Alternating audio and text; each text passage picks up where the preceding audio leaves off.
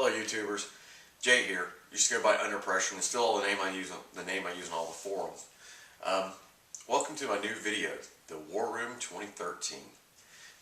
If any of you guys have seen my other videos or subscribed, you know that I lived in an apartment for a while and I downshifted to a square deal, which there's a review on my channel if you want to look. I wound up getting rid of the square deal after I moved back into a larger place and got a second RL 550, and as a lot of people do, I set them up as large primer and small primer, which allows me to just use the quick change kits and just switch stuff out without having to reset the machine up completely. So I got this one set up for large primers, this one set up for small primers. Right now in my quick change kits, I have 223, 40, 45, and 9.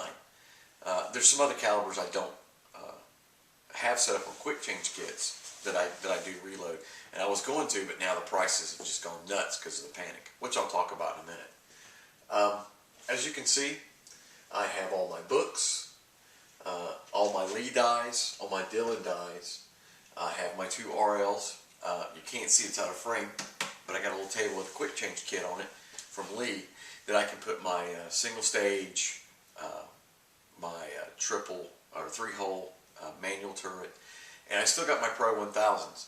Everybody says, "Oh, you sort of run down Lees." I used Lees for a long time, and as far as the single stage and the manual turrets, woo, Lee dominates it on those. There's other ones out there, but for the price, Lee, you can't beat Lee. And I do run them down on the Loadmaster because that was the one I had was such a hunk of junk. And the Pro 1000s, the bullet feeder on them is so cantankerous. I don't use the bullet feeder on it. That was one of the best things about it. And it's a full progressive. And as I've talked about, for me, the manual turret is the best. I don't like having the progressive on all the time. That was one of the things about the square deal. You get to back it up and pull it out. With the RLs, which I can do a review on later. Somebody's already asked me to do that.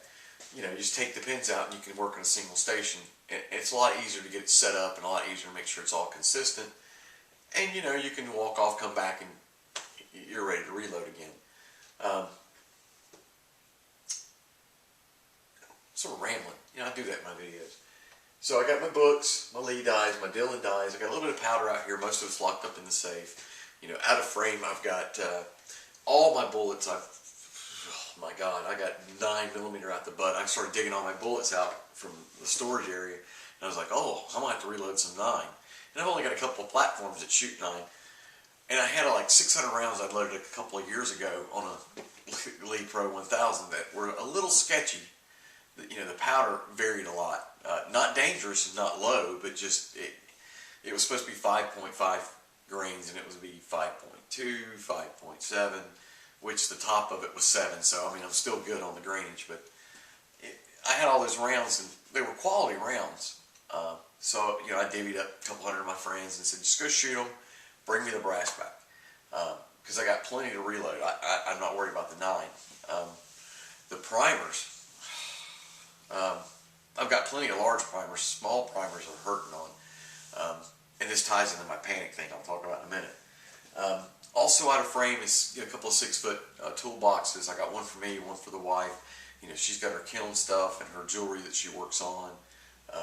Just costume jewelry stuff. She likes doing that. So the war room is also the ladies' room on the other side. And you can't see my man cave sign. It's out of frame up on top, but it says man cave on my end of the room. But I've done some good reloading here. I'm going to post some more videos. I'll be posting all the videos out of the war room. I got a place I can clean my weapons at when I get back from the range.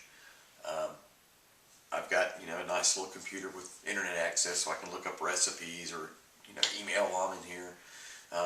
Your radio, a little bit of music. No TV. I know people put TVs in their living room. I don't get that. That'd be a little bit crazy. Radio turned down a little bit. You're okay, but you only think it's going to take your mind off the reloading ammunition. Then you might have a kawang or a boom, as they call it. Kabooms. That's what they call it, kabooms. Let's see. that's about all in the war room. It's typical. My little pony, my little end area over here. And I've got some good stuff to do. I'll have some more videos. Now let's talk about the panic. Holy crap.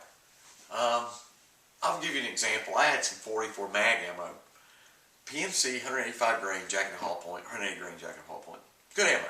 I mean, it's brass case. It was really good ammo. It shot good. It's just the gun I bought was a snub nose, and that didn't work out for me.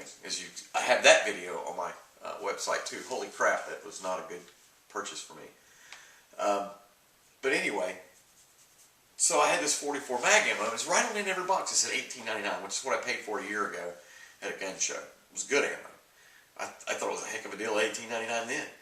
So I didn't have a good weapon. I was going to get a lever action. I said, well, this is craziness on. Let me see if I can, turn a little buck since I don't need this. So I put it on there. I think I had an opening bid of, $20 a box because I didn't need it. And I had a buy it now price, something stupid, like 35 bucks a box. Buy it now. Lasted 8 minutes. Somebody bought it, buy it now. Wow. The same thing with my square deal. I put it on there at 20% starting out under retail. Oh my God, it sold for like 40% over retail. And this is for a used square deal. Now it did come with, 6 calibers, 4 caliber change kits reload 6 different calibers. And spare parts, and it was relatively new. I only loaded about 4,000, maybe 4,500 rounds on it. But still, wow. I mean, that financed my second RL 550, which I looked up, and Red's Trading still had them, 30%, 20% under list on eBay. So I got that before it went nuts. I paid 20% of retail for a 223 RL 550.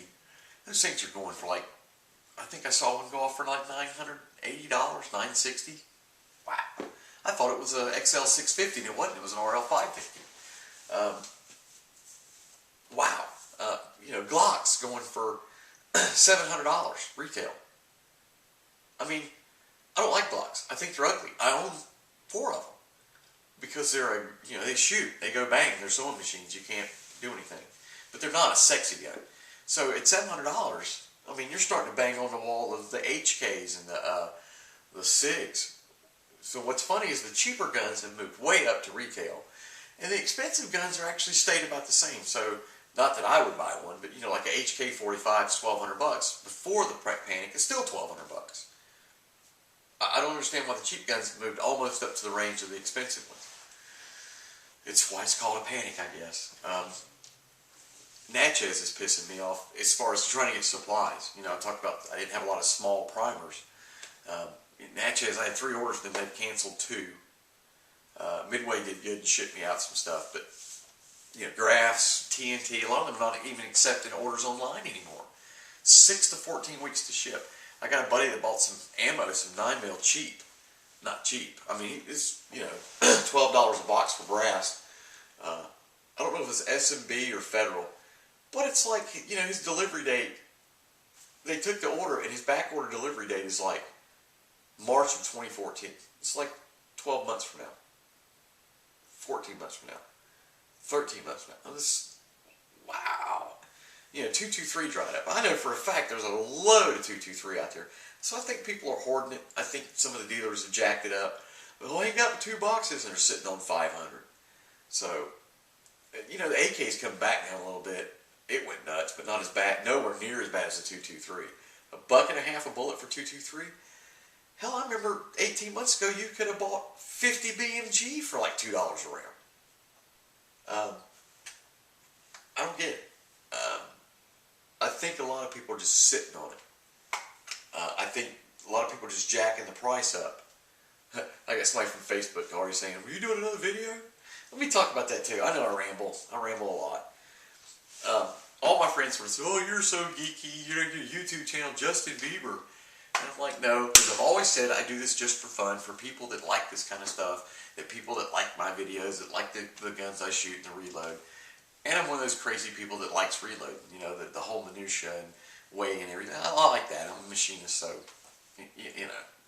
I dig that. So they were already, you're a geek. Well, now they seem I've got people subscribing and these questions coming in and counter videos. They're like, "Can we be in your video?" You know what? All my friends out there that live locally that sort of jank me on doing this, yeah, you can be in my videos wearing halter tops and short shorts. No, seriously. I got some more range video that I got to process. I'd like to go to the range again, but it's colder than a well digger's butt out there. And I'm a southern boy. I don't like cold weather. It gets below 45 and I start bitching.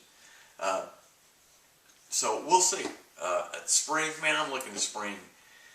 If everybody has no ammo, I'm going to be the one with the ammo. We're going to be doing some serious shooting at the range because it should be deserted. But it's crazy. I mean, people you wouldn't think of are buying guns. I went to my dentist the other day, and all the girls in the office had gone and got their concealed carry. These are, church ladies, 50, 60-year-old ladies, had gone and got their concealed carry and were carrying their little 38s around. Why? I mean, you guys threatened? No. Well, we're just worried we won't be able to get one. Even the dentist said, hey, I can't get me 38 ammo. You want to trade some dental work for some ammo? Really? Maybe that's where we're going to go with the economy. Maybe that's where we're being pushed, is back into a barter society, which is fine with me because I got plenty to barter with. But we'll see. I think by the end of March, maybe the panic will be down some, and I can start doing some reloading in smalls. I still got some 9 to load, but I got plenty of large 45 primers. They're Wolves. I heard they're hard and crunchy like Federals, but they work good. We'll see. I haven't loaded any. I've got some 45 I'm getting ready to set up on the load. These are 225 grain lead. That's right, lead. 45 ACPs. I wanted something inexpensive to shoot in, the Chris, just range ammo. And a couple other 45 platforms I've got that don't need the FMJ or the whatever, like the Glocks. You can't shoot lead in them. Supposedly. I know people that do. You just got to scrub the barrel. But I've got the 45s. I'm going to set and load a bunch of those. I've got some 10mm stuff I might want to play with. I've got one 10mm gun. I've been debating on keeping it or getting rid of it. It's fun, but it's sort of a one-off. and 10mm is a hard-hitting round. I don't think it's any worse than a 40. Some people say, oh, the 40s. I think 40s are snappies and 10s are snappies. But that's the whole thing.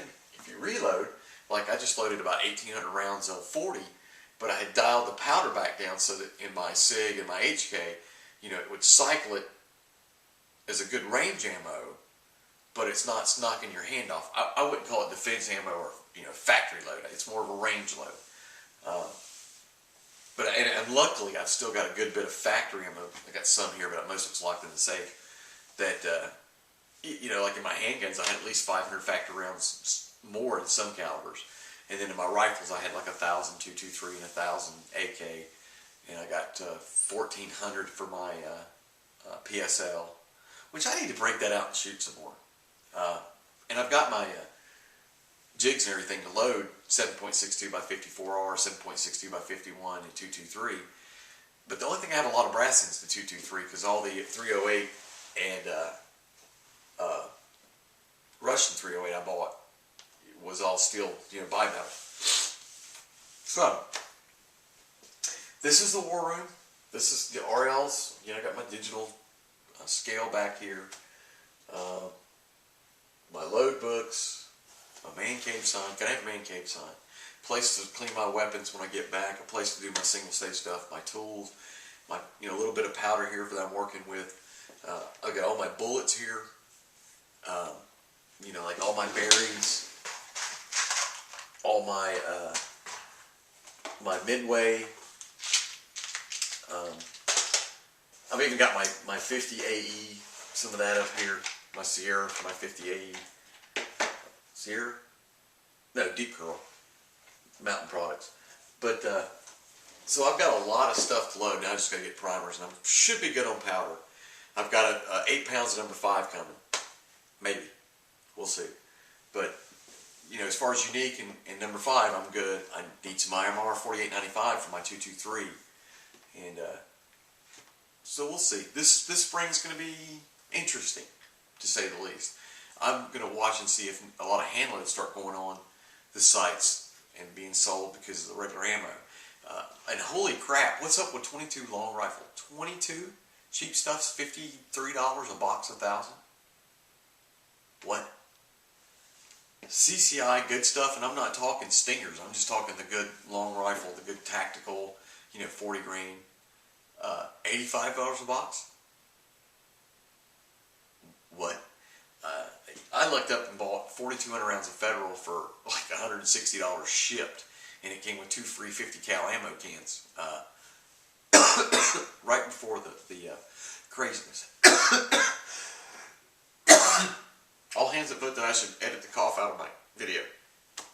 Anyway, also in my video I've got a review of the inline fabrication strong mount for the RL550s. It's on my channel compared to the Dillon RL550 strong mounts.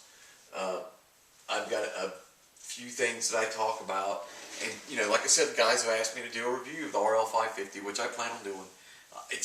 There's like 10,000 of them on there, but I got a couple of specific questions about the switch outs and the pin setups and how's that work compared to Lee's or whatever. So we'll go over that when I get a chance. It's just been, like I said, cold. I don't want to do anything. I want to sit and play Xbox. Sit in front of the gas fireplace and play Xbox, because I'm a Southern boy. I don't like the cold. But anyway, this is it. This is me. You know what I always say? Give me a thumbs up. Subscribe. I don't care. I don't do this to make money, Justin Bieber. I don't do this just to get high counts of subscriber, gun versus gun. I just do this because I think it's cool that people like it. That there seems to be a few people out there that are crazy like me that that was cool. You do another video of that. Hey, I'm all for it. As long as it's not dangerous. We got a couple of those exploding targets. We gotta try and find a place we can go shoot those at, because we did one time set car alarms off. We shot with a pellet rifle and it went off. Holy crap. Which I'll get to the pellet rifle thing. I've been missing out. I bought one of those adult pellet rifles that shoots like a 22. And I gotta tell you, I'm impressed. 60 yards, this thing hits hard. For being a one cock spring Gammo Silent Cat 177 pellet rifle. I mean, I might have to look at a 22 or a 25 caliber. These things hit so hard. It was a lot of fun. You can go in the backyard and shoot it, or go across the street to the woods and not have to worry about the cops coming to get you. Unless you shoot the aluminum alloy ammo, and then it sounds like a 22 going off. But anyway, I've got some other things. I've got some reviews on the Hops lubricated cleaning things. I bought a bunch of these. They were on sale at Ollie's, of all places. I got some of the bore snake kits. I seem to like these. I don't know how well they clean though. I need to do one and then run some patches through it. Really good to see if it's getting out all the crap in there. Supposedly it does, but we'll see. Like I said, I'm shooting some 45 lead nose, and I've got some other things like 32 Smith & Wesson long that are lead. That I need to really scrub the barrels and see if I'm getting it all out. But besides that, this is Jay. This is the War Room. Thumbs up, subscribe. I don't care. Send me your questions. Have a great night.